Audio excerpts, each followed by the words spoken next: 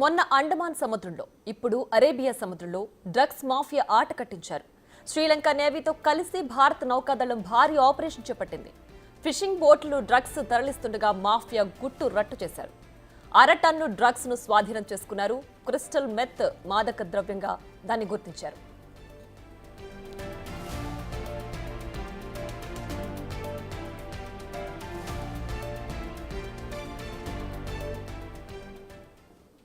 ఇక మరింత సమాచారాన్ని మా ప్రతినిధి శివ అందిస్తారు. శివ, చెప్పండి, ఈ క్రిస్టల్ మెత్ మాదక ద్రవ్యం కొత్త మాదక ద్రవ్యమా? దీన్ని ఎప్పటి నుంచి తరలిస్తున్నారు? దీనికి సంబంధించి పూర్తి డీటెయిల్స్ ఏంటి?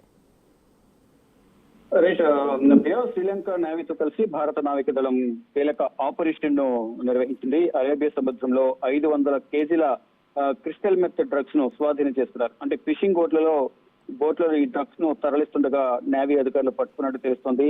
అంటే ముందస్తు సమాచారం మేరకు ఈ ఆపరేషన్ చేసినట్టు తెలుస్తుంది. గతంలో కూడా అండమాన్ లో కూడా భారీగా ఈ డ్రగ్స్ ను స్వాధీనం చేస్తున్నారు. టన్నుల కొద్ది డ్రగ్స్ అనేది భారతదేశంలోకి తీసుకొస్తున్నారు. ఇక్కడ భారతదేశ యువత భవిష్యత్తుతో ఆటలాడుకుంటున్నారు డ్రగ్స్ మాఫియా అనేది ప్రధానంగా భారత ప్రభుత్వం గుర్తించింది. దానిలో భాగంగానే ఎక్కడికక్కడ ఇటు నేవీ ద్వారా కానీ ఇటు పోలీసుల ద్వారా ఆ డ్రగ్స్ ఎక్కడైతే ఉన్నాయని సమాచారం అందుతుందో వెంటనే ముందస్తు సమాచారం సేకరించిన ఈ బృందం, నావికా దళ బృందం అక్కడ శ్రీలంక నేవీతో కలిసి ఆపరేషన్ నిర్వహించారు. అరేబియా సముద్రంలో ఓడల ద్వారా తరలిస్తున్న ఈ 500 కేజీల క్రిస్టల్ మెత్ డ్రగ్స్ ను స్వాధీనం చేస్తున్నారు.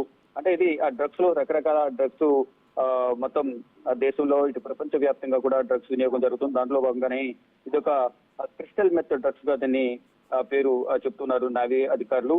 దీనికి సంబంధించిన ఎవరైతే తరలిస్తూ ఉన్నారో దానికి సంబంధించిన ఫొటోస్ కూడా మనం బిగ్ టీవీ స్క్రీన్ మీద చూడొచ్చు. మరోవైపు నిందితులు ఎవరైతున్నారో, తరలిస్తున్న నిందితులు ఎవరైతున్నారో స్మగ్లర్లు, వారిని కూడా అదుపులోకి తీసుకున్నారు.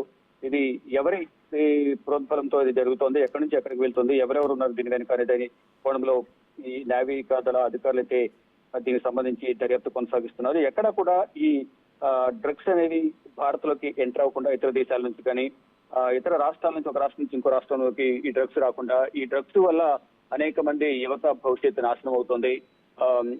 ఈ డ్రగ్స్ వ్యసనాలకు బానిసలై అనేక ఆర్థిక దోపిడీలకు, ఆర్థిక నేరాలకు పాల్పడుతున్నారు, డ్రగ్స్ సేవించినారు. ఈ నేపథ్యంలోనే అసలు దేశంలోకి డ్రగ్స్ రాకుండా ఉంటే ఎటువంటి అరాచకాలు జరగకుండా ఉండే అవకాశం ఉంటుంది. కాబట్టి ఈ నేపథ్యంలో ముందస్తు సమాచారంగా సముద్ర మార్గం ద్వారా వచ్చే ఈ 500 కేజీల డ్రగ్స్ ను ఈ నావికాదళం ఆపరేషన్ నిర్వహించి స్వాధీనం చేసుకుంది. ప్రెసిడెంట్ అయితే వీరందరినీ అదుపులోకి తీసుకుని విచారణ కొనసాగిస్తున్నారు. దీని వెనుక ఎవరున్నారు, ఎవరెవరు ఎక్కడెక్కడికి ఈ డ్రగ్స్ ను ఒకవేళ అక్కడి నుంచి శ్రీలంక నుంచి ఇండియాలోకి వచ్చిన తర్వాత ఇక్కడ నుంచి ఏ రాష్ట్రాలకు దీన్ని డిస్ట్రిబ్యూట్ చేస్తారు, ఎక్కడెక్కడ పంపిస్తారు, డిస్పాచ్ చేస్తారు అనేది కూడా వీరి నుంచి సమాచారం సేకరిస్తున్నారు.